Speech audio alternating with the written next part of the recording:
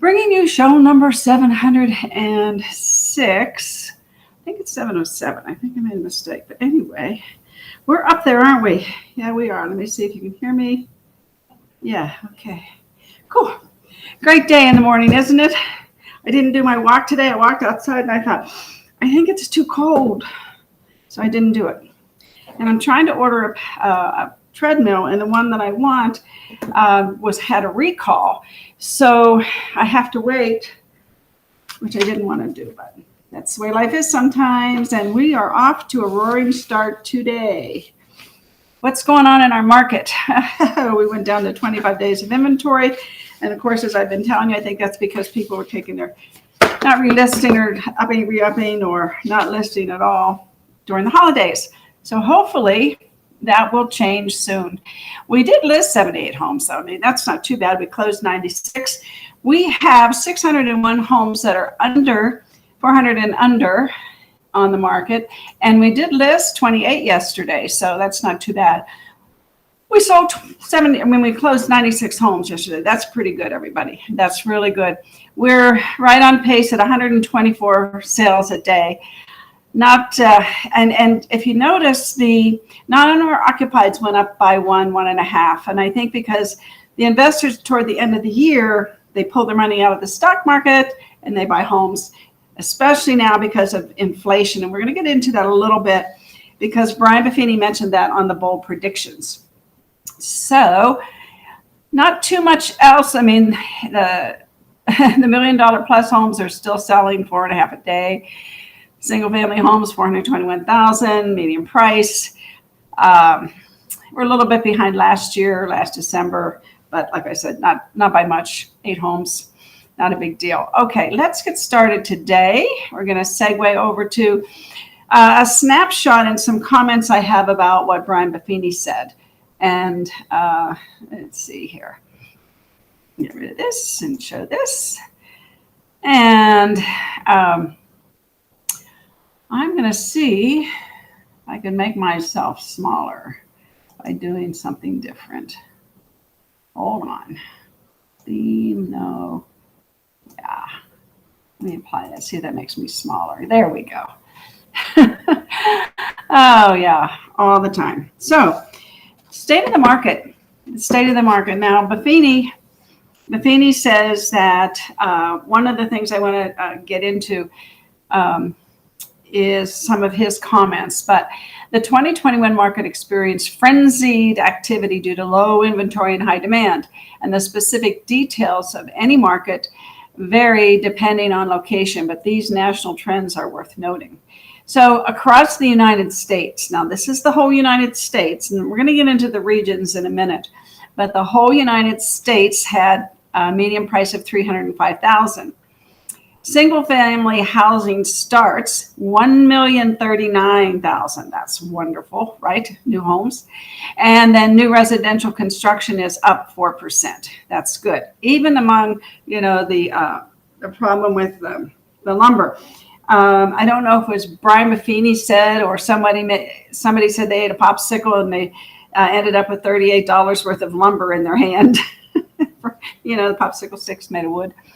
Anyway, housing starts in late 2021, 1,520,000. Wow, that's a huge number. And that's just including multifamily, condos, and the like. So that's quite something.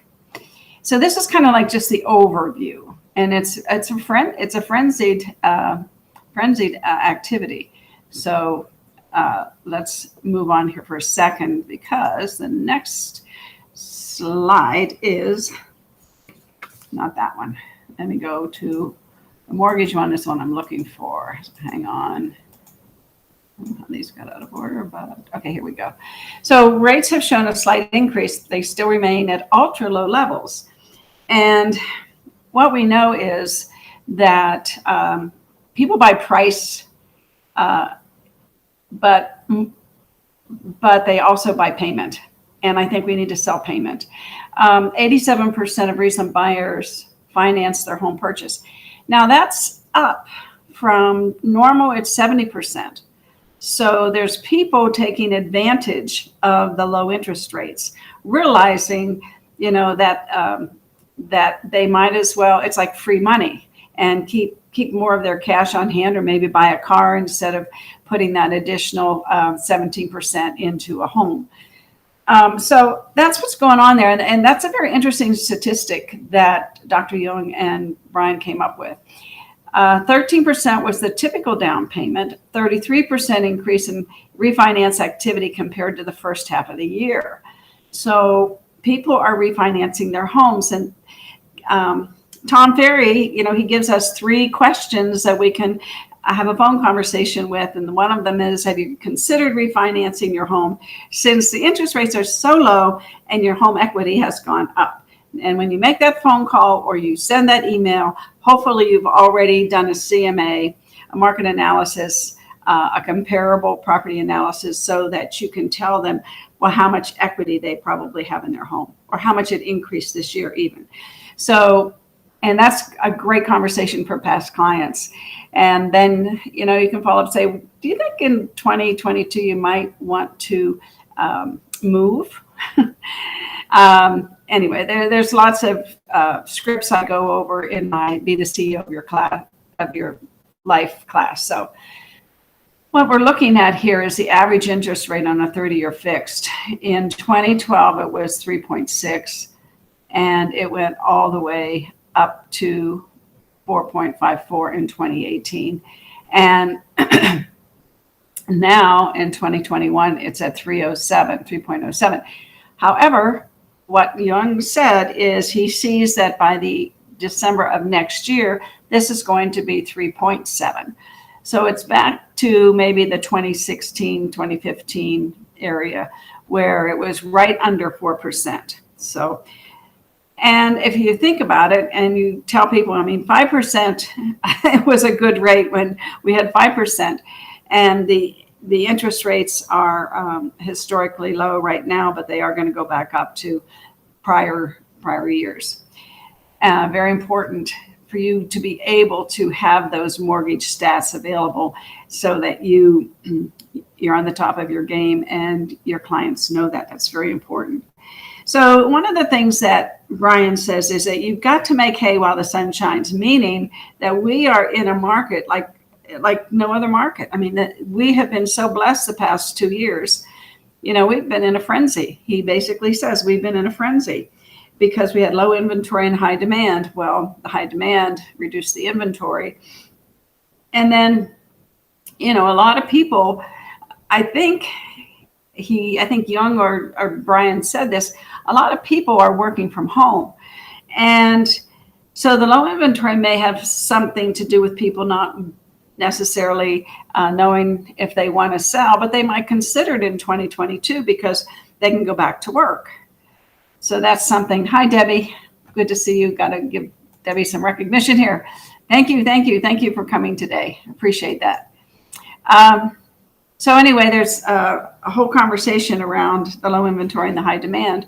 And that's why we have to get very, very good at having a conversation with a seller that, hey, let's find your new home before we sell this one. And then next is the buyer profile. It's very important getting on to the buyers here. Let me get there. There we go. The buyer profile. So despite the shortage in inventory, home buying activity is strong.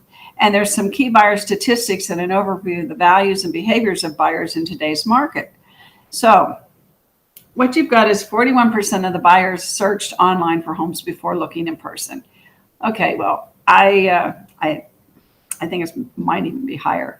34% of all buyers were first-time buyers, an increase from 2020. So the first-time home buyers increased year over year. So in 2021, this year, 34% of all buyers were first-time home buyers. So if you look at the top buyer compromises, 27% of buyers made a compromise on the price of the home. 21% of buyers made a compromise on the condition of the home. So people wanted a home so badly that they compromised perhaps what they wanted as far as they saw was the right home. And then 94% of buyers were satisfied with the home buying process. That's huge, right? That's huge. We were doing a good job. And the median down payment among buyers, all buyers, it's around 13%. First-time home buyers was 7%, and repeat buyers was 17%. So the average of all buyers was 13, but the repeat buyers was 17. So people were moving up or moving, down. They were putting 17% down, and that's the median down payment among buyers. Again, all really good information for you to get a perspective of what's going on in the market. And Brian Buffini predicts that we are going to have a strong winter through summer. However, the rates are going to creep up. Inflation, which is now 6.2%, those costs gets passed on to us. And inflation is going to put a hole in the bucket. And that means the first-time home buyers are probably a lot of them are going to slip through that hole because they have, they met their price point. They're not going to pay more than what they determined that they're going to pay. And they might be making that determination now. And then when they go to buy, according to Brian, in the summertime, the rates are going to be higher. If they wait till the fall, they'll probably definitely fall through the hole in the bucket. So that's what inflation does. It puts a hole in the bucket. And the other thing that is happening now is a lot of people in the $1 million range, which that market is going to remain strong because these people have made a lot of money in the stock market, the people that are the buyers of the $1 million homes. So it's not just the interest rate that is affecting those people. It is the fact that that they're rich. They've made a lot of money in the stock market, and they're taking that money out of the stock market. And they feel, as we all know, real estate is the best hedge against inflation. So that's what they're doing. So the market's going to be strong between now and the summer. Then it's going to slow down. One of the things we're going to see as well is we're not going to see as many multiple offers. The prices will probably not be rising above what the property is listed at, unless there is something else going on. And what happens is, if someone wants to list their home too high, a lot of times agents will say, well, let's list it low and get some competition going. So you may still see some of that, especially in our market, because we have so many people moving here all the time. So we'll see how the bold predictions play out for our market, because it's my experience that our market it's just different. We have a beautiful place to live. I mean, look what just happened, the devastation in Kentucky. We don't have hurricanes. We don't have tornadoes. Yesterday we had rain, but for the most part, our weather is unbelievable. I know it's not San Diego, but our home prices are not San Diego's home prices either.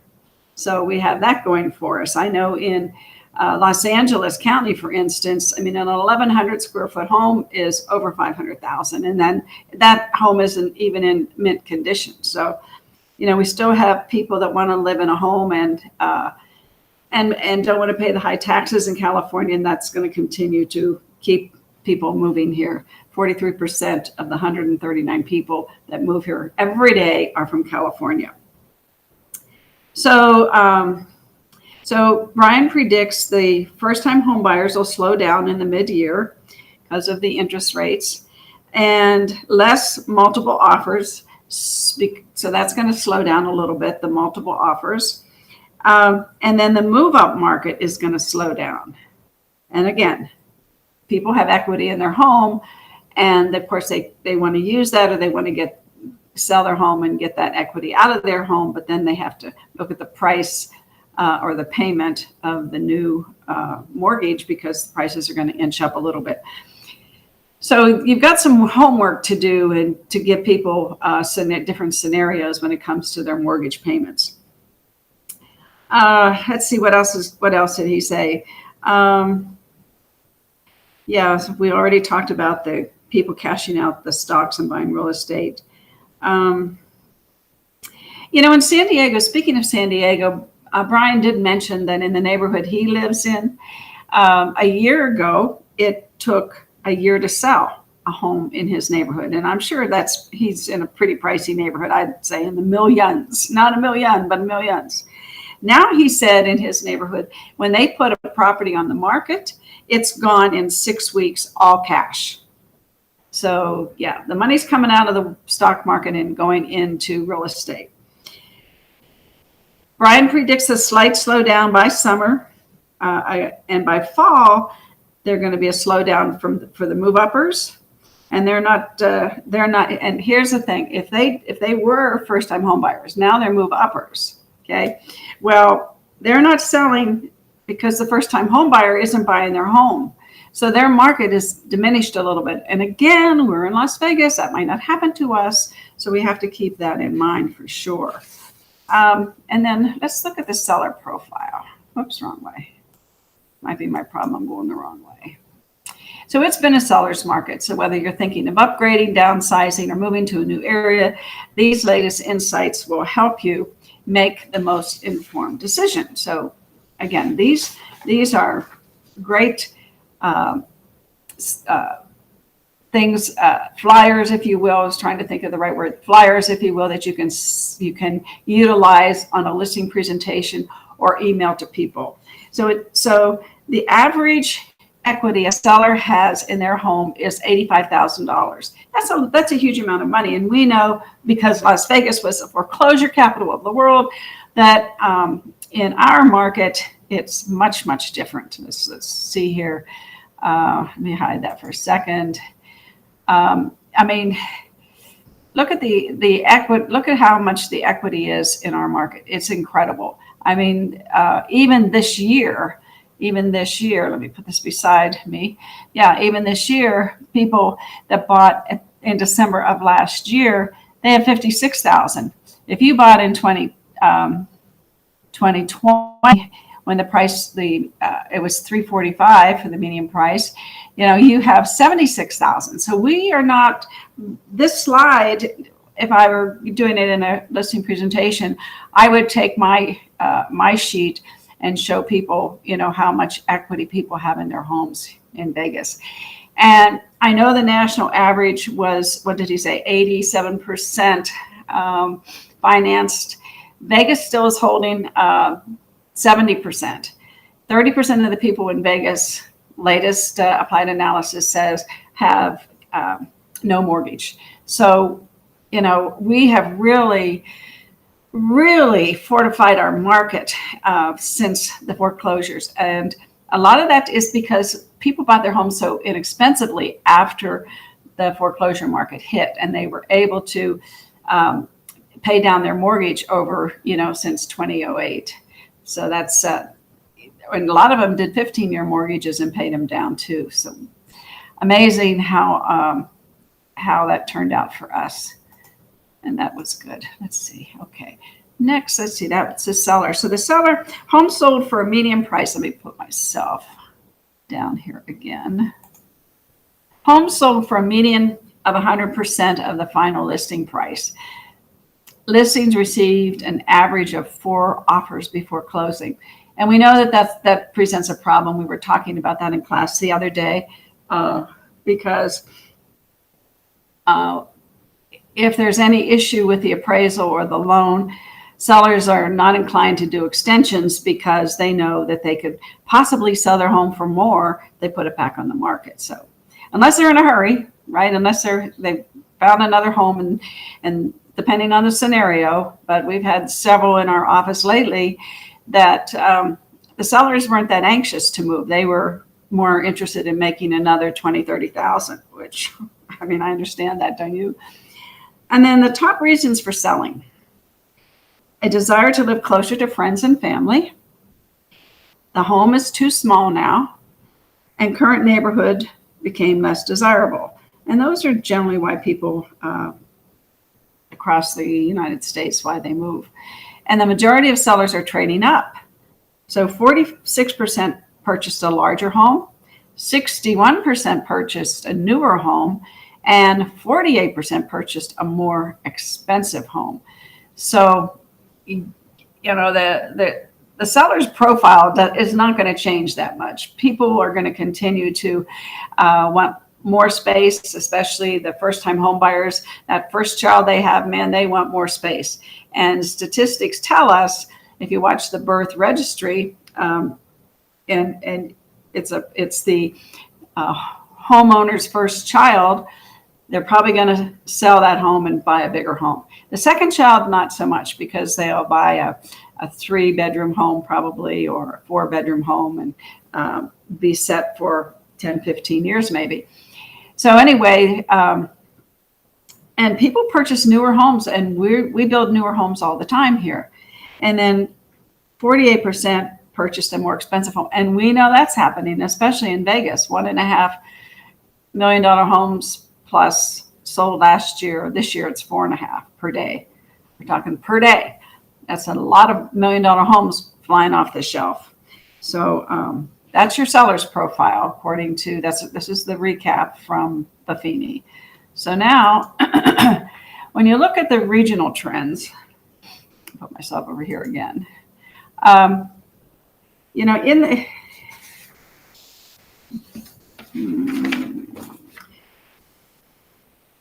the Northeast, okay, everybody knows where that is, Northeast United States. The median home price is $300,000. The median buyer income in the Northeast is $108,300, and the single and multifamily housing starts increased almost 29%. So new home construction increased in the Northeast, including more inventory is headed to the market. Homes continue to sell quickly and close to full price, with a slight increase in first-time home buyers.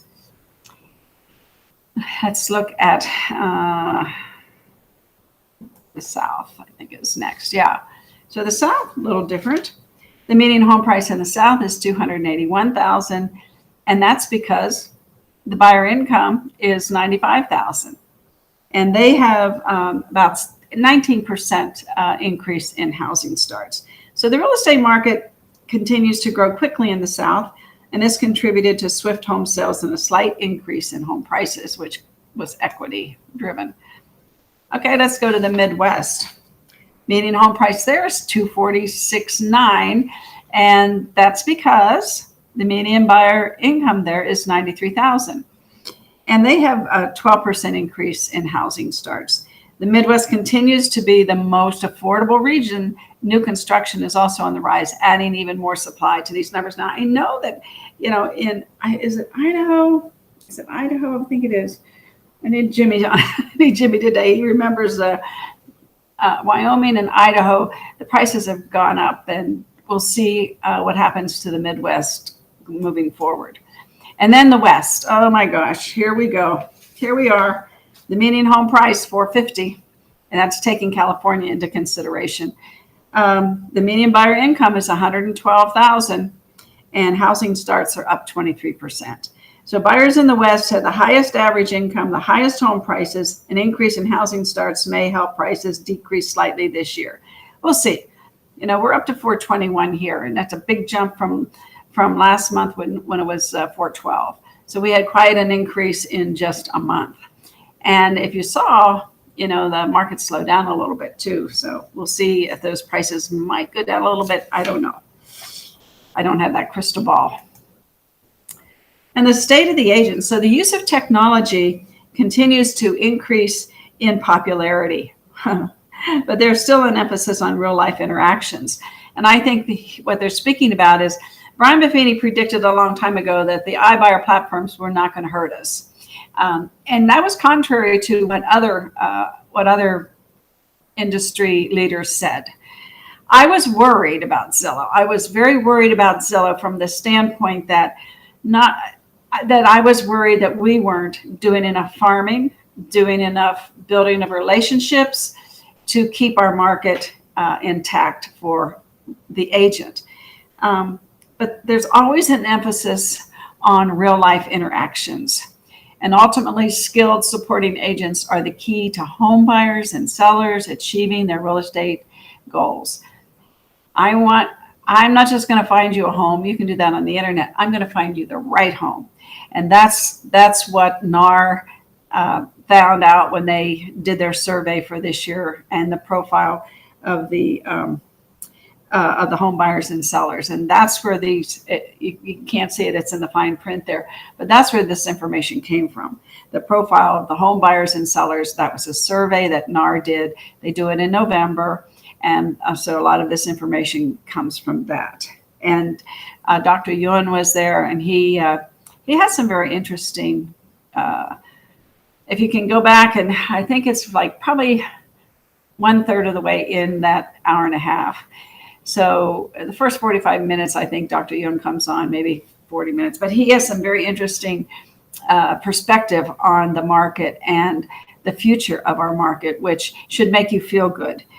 I'm not as well spoken as Dr. Young is, and I certainly don't have his knowledge, but he has a lot of interesting statistics that should make you feel good about the economy and where we're headed in real estate. And so Brian follows that up with make hay while the sun shines, which we all want to do.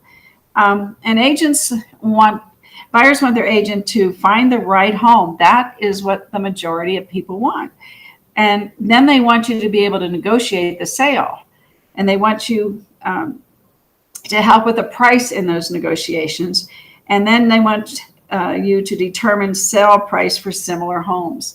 Now we can do all that. That's why Zillow and their seamless transaction, they did have a good pitch. They said, we're going to take the stress out of you wanting to know if the buyer is going to qualify. We're going to take the stress out of you having your privacy invaded. And that was their main two selling points. They called 1 million people a day. And that was their whole pitch, really. We had the disclosure class Monday from 2 to 5.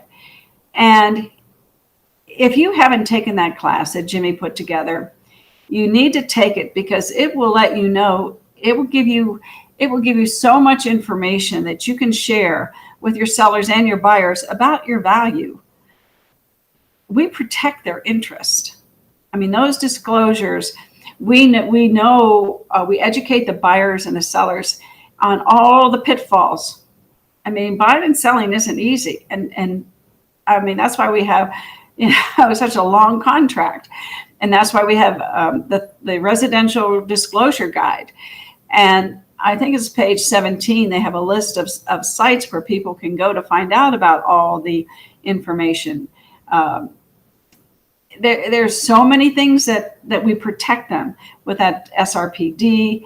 And once we have an inspection, we know if the house doesn't sell, that they have to redo their SRPD with the things that were found in the inspection report. So many things like that. We are such a value. So we need to be able to articulate that in our presentation, in our phone calls, in our conversations. The most important factor to buyers is when selecting an agent is finding the one that is honest and trustworthy. Do you know the biggest driver of trust is consistency? So if you are out there all the time, consistently sending postcards, consistently sending emails, and consistently calling people, leaving messages, driving by, consistency builds trust. And then sellers, from their perspective, they want the agent to be able to price their home competitively. Of course. And sometimes you have to get the sellers and take them, let's go preview some of your competition, especially if a house is outdated and you know that the home down the street, and they want to list their home for that much money, but their home hasn't been updated. But you show them that home and you say, see, this is why this home is $10,000, $20,000 priced higher than I think you should price your home. We can start there, but we might end up $10,000 or $20,000 under because your home, isn't as updated. Now, what your sellers are going to say is, sorry. But what your seller is going to say is, We'll wait till that sells, and that'll be a comp. So you've got that to contend with, and you have to figure that out. It depends on why they're moving, where they're moving to, and what their wants and needs are.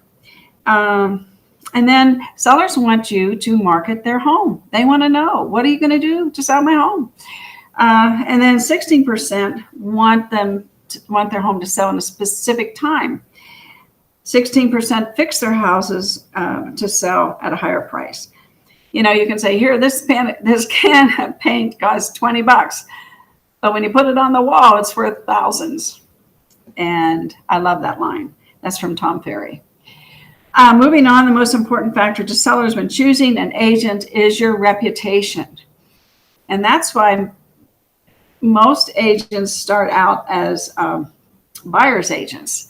And then as they sell more homes and they start building a good reputation, you're getting testimonials, you're getting reviews, you're showing, you know, the homes that you've sold to the buyers.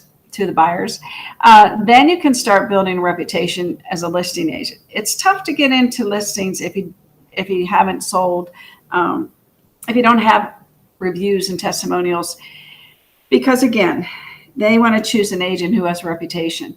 So that's something to consider. Now I say start farming, and we've seen this many times. Someone started farming in March, and the market went into a frenzy, right? And they've sold 6 homes this year in that neighborhood, where they hadn't sold homes in that neighborhood for several years or a couple years. But you know, they did good presentations. They had great marketing. They did pop buys. They called people, and they sold themselves. And then they were able to list the homes. And since March, did 6 listings. So, and they had, again, they didn't have a current reputation in that neighborhood. They had previous reputation, but not a current one. So you have to understand these things. This will help you determine, maybe you've made your business plan, hopefully, for 2022, and you need to consider, where your business is coming from. Where did it come from this year? Are you going to continue to market the way you did this year because you had success? And the only thing, Tom Ferry says, yeah, or one of his coaches, can't remember which one, off the top of my head. I think it was Barry Pites. But anyway, he said, I was putting $1,000 a month into my marketing and I was having great success. And then my wife said, well, why don't you put more in if you'll sell twice as many homes? And he did. So you have to think of that too. If what you're doing is successful, do more of it. And you can increase, your plans and your goals that way. All right. So, and then it wouldn't be a Buffini presentation without him. Let me go back here. Talking, I don't think I put it in here, but it's why I work by referral. And this is some discussion that you need to have with past clients. Relationships are more important than transactions. And my business is built on relationships. So I work to provide my clients with outstanding service and care during and long after a transaction. And this is really a very, very good pitch, in my opinion, because you're telling them, you're committed. The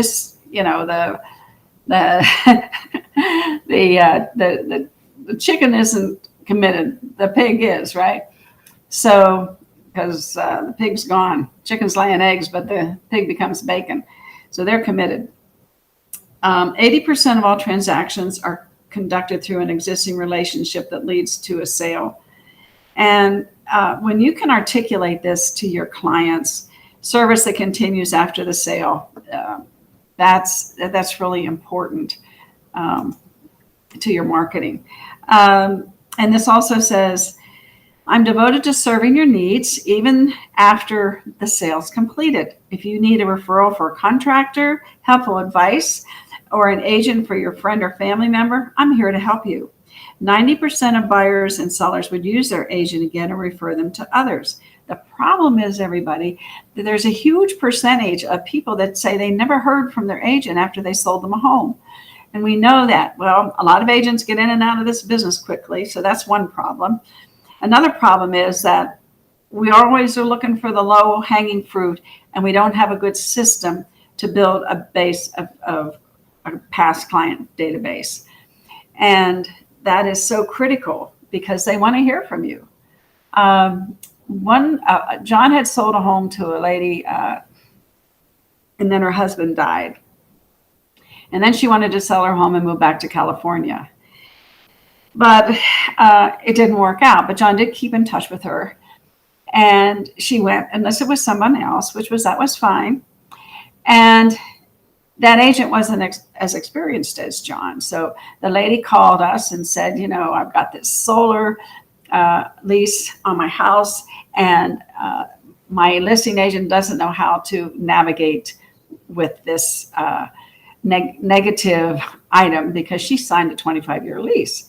And I dug down and found out how many years I actually called the company and said, how many years is your solar system going to last? And the lease was longer than the life of the solar system. So my suggestion to her was you subtract those numbers of years, let's say it was 7 years, and you multiply that by the number of payments, and you give that, as I think it ended up being quite expensive for her, $18,000-$19,000. I said, but then you give that to the seller, the new buyer, so that they have that money, because that system isn't going to last that long. So anyway, it ended up making the deal work. And so we helped her, even though, she may refer us, who knows, but we did it to help people, even though she didn't list with us and she was moving to California, and very nice lady, and we were happy to help her. So anyway, she remembered us, and that was a good thing. Well, everybody, it is that time to move on today. I had some more things to say. One of the things I think I want to say before I leave today, you need to have fun. You need to take some time off, and you need to have fun. We're going to go. We're going to go away in January for a few days for John's birthday, and we're going to have some fun because we don't take much time off. So we're going to take a couple days off, and then you know what? Oh my gosh, Brian Buffini is going to be in Anaheim, California, and Anaheim is about an hour and a half from where we're going to spend our few days. And I haven't broken this to John yet, but I'm going to ask him if he would mind on that one evening going to their reception, because I want to pass his cards around to the people there. So if you're going to go away, maybe surround your vacation around going to the negotiating class presented by the Women's Council. There's all types, but don't do it here. Go somewhere else where you can, and especially in California, where you can pass your card around and develop relationships, because those agents are going to have people moving here, probably. Anyway, just a little tip. I love you all. Have a great day. It's Wednesday. I'm having lunch with Tom and Jimmy today. I'm so excited about that.